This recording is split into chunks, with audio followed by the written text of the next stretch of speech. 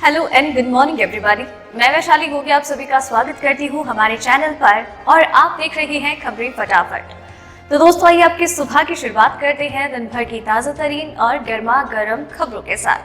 आप तो जानते ही हैं कि हाल फिलहाल में कोरोना वायरस महामारी को हराने के लिए कोरोना वैक्सीनेशन का दूसरा चरण शुरू हो गया है, जहां पर 60 साल से ज्यादा उम्र के व्यक्ति और 45 साल से ज्यादा उम्र के वो व्यक्ति जो किसी गंभीर बीमारी से पीड़ित है उन्हें कोरोना का टीका लगाया जा रहा है। इसके अलावा देश में और भी कई सारे परिवर्तन हो रहे हैं, फिर चाहे वो एलपीजी सिलेंडर के दामों में परिवर्तन हो या फिर देश की सुरक्षा और अन्य चीजों को लेकर देश में अलग अलग तरीके के मतभेद हो, अलग तरीके की सूचनाएं और खबरें हों, जिनके बारे में हम आपको आगे इस वीडियो में बताएंगे। तो आप वीडियो के साथ एंड तक बने रहिएगा। इससे पहले कि हम खबरों की ओर बढ़े, आइए एक नजर डाल लेते हैं सुर्खियों की ओर। ताजमहल में बम रखने की खबर निकली झूठी, फिरोजाबाद से आई थी कॉल। इस जगह पर 28 मार्च तक बढ़ा लॉकडाउन, कुछ जगहों पर इन चीजों को लेकर दी गई छूट। अब दिन हो या रात कभी भी लगवा सकेंगे कोरोना वैक्सीन, सरकार ने दी इजाजत। अगले हफ्ते से शुरू हो सकता है भारत की नेजल वैक्सीन का ट्रायल। यात्रीगण कृपया ध्यान दें, इंडियन रेलवेज ने प्लेटफॉर्म टिकट को बढ़ाया 5 गुना। अब जाने कितने देने होंगे पैसे। पेट्रोल डीजल के दामों में लगा ब्रेक, जाने अपने शहर में आज के दाम। जी हाँ दोस्तों, इस तरह की और भी कई सारी खबरें और अपडेट्स हैं जिनके बारे में हम आपको आगे इस वीडियो में बताएंगे, तो आप वीडियो के साथ एंड तक बने रहिएगा। इसी के साथ ही वीडियो को देखने के बाद इसे लाइक और शेयर कीजिए, अपने विचार हमसे साझा कीजिए और बाकी दूसरी खबरों और अपडेट्स के लिए चैनल को सब्सक्राइब कर लीजिए। आइए दोस्तों अब खबरों की ओर बढ़ते हैं।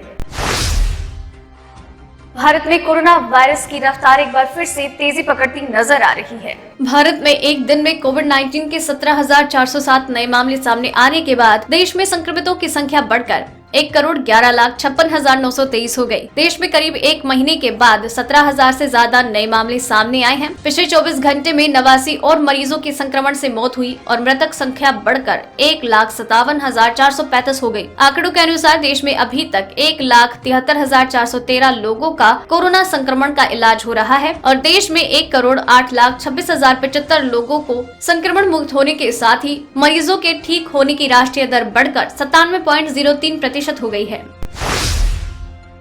ताजमहल में बम होने की सूचना निकली फर्जी।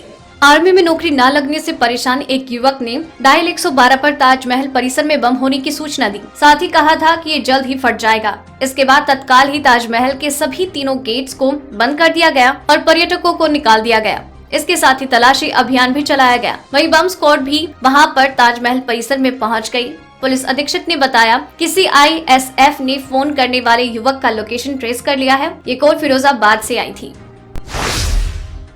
कोरोना टीकाकरण में तेजी लाने के लिए भारत सरकार ने एक अहम फैसला लिया है और इसके जरिए अब आप दिन रात 24/7 कोरोना टीकाकरण के लिए अस्पतालों में कभी भी आ जा सकते हैं।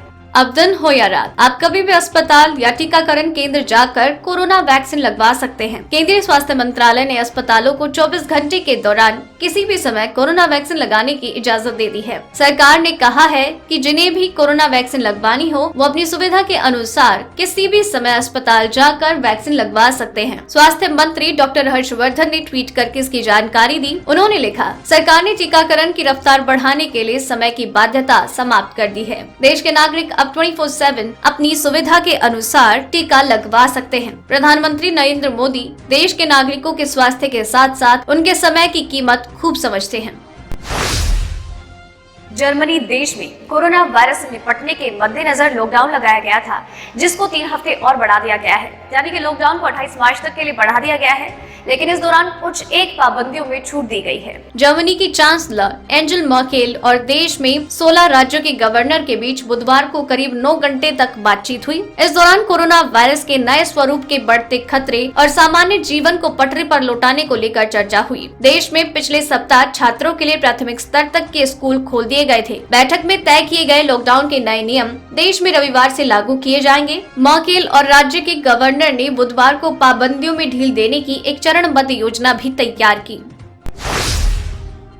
देश भर में कोरोना वैक्सीनेशन के बीच अब भारत बायोटेक की नेजल वैक्सीन का भी अगले हफ्ते क्लिनिकल ट्रायल होने वाला है। ये नेजल वैक्सीन भारत बायोटेक द्वारा विकसित की गई है। इससे पहले भारत बायोटेक की ही कोरोना वैक्सीन कोवैक्सीन को देश भर में उपयोग किया जा रहा है। बताया जा रहा है कि आज किसी भी ट्रायल साइट पर परीक्षण नहीं किया जा सका। एथिक्स कमेटी से अभी भी 4 केंद्रों पर प्रस्तावों को मंजूरी नहीं मिली है। ये 4 सेंटर हैं पटना एम्स, चेन्नई, नागपुर और हैदराबाद। भारत बायोटेक देश में नेजल वैक्सीन के ट्रायल की मंजूरी के लिए drugs controller general of India को प्रपोजल भेज चुका है।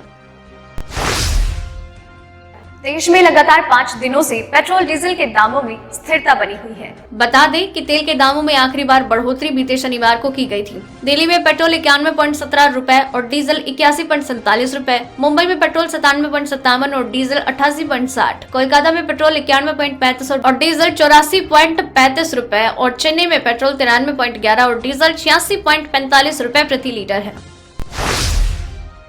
रेल से यात्रा करने वाले लोगों के लिए रेलवे की ओर से बड़ी खबर सामने आई है।